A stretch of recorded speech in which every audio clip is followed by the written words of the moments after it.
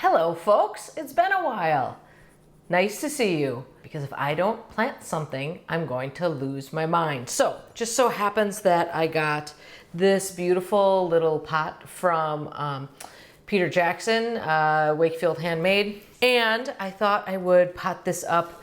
I got some of these mini orchids, and I thought I'd plant these because I need to feel fingers in soil, at least as soily as orchid mix is. So you're not supposed to repot orchids when they're flowering, but I don't care. These are planted in all like a little sponge, which is I think what they often do for these little mini orchids. And I'm going to peel as much of that sponge as I can get off of these because I'm going to be planting this into like regular bark mix. Is this great for the plant to do this when it's flowering? Probably not, but you know, honestly, I bought these. This is to me almost like an amaryllis. If it lives beyond this, I think that's great. If not, I will have enjoyed it just fine while it's sitting here flowering. Most of these roots are in pretty good shape. Sometimes you pick these things up and the roots are all rotted. I made sure to pick orchids with lots of buds left on them, a few flowers, but also the buds. I think that's when an orchid looks its best, when you've got a few flowers and you've got some buds. I'm probably not going to get all this sponge off here, but I think as long as I get the majority off, that will suffice. Do you see this little root right here? Oh, probably not the best to have this back. Here, let me get in the way. Maybe that'll help. I'm just going to nip this little guy off because it's dead. This pot only does have an attached saucer, which I love. It only has one little drain hole over here, so I will have to be extra careful that I don't overwater this guy because, you know, orchids do not like that at all. So I have two types of orchid mix, this Schultz and the Espoma. And they couldn't be more different from one another. So I mixed the two of them together. And they were dry as a bone because they've been sitting out in my garage since the last time I did orchids. So I just threw them in a bowl and pre-moistened them a little.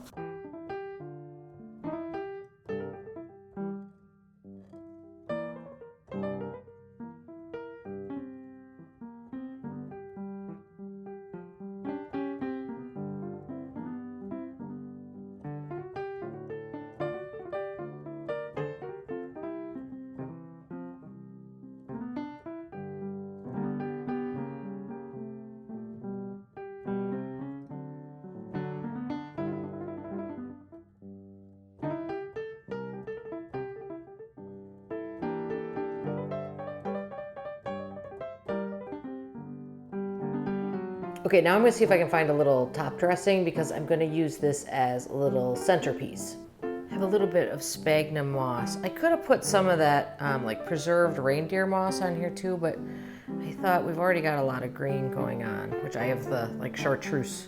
It's a rather unnatural color. Now I'm just gonna say here, probably not like the best situation for orchids, to be honest.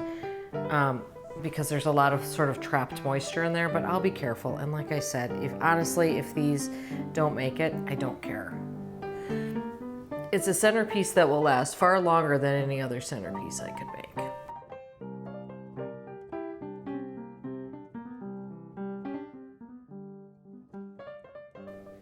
There we have it. I can't tell you how much I love this. I think this is so cute. I really love this pot, by the way. So you know why I like this as a centerpiece? Well, here, this tells you why.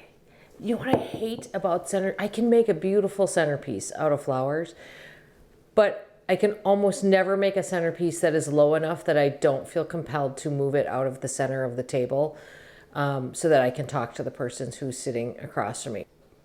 Very cute. All right, now this is cute. Check this out. Look, it's a little mini planter that matches my big one. Isn't it cute? Country Casual Teak sent that out to me. They're the ones who made that planter.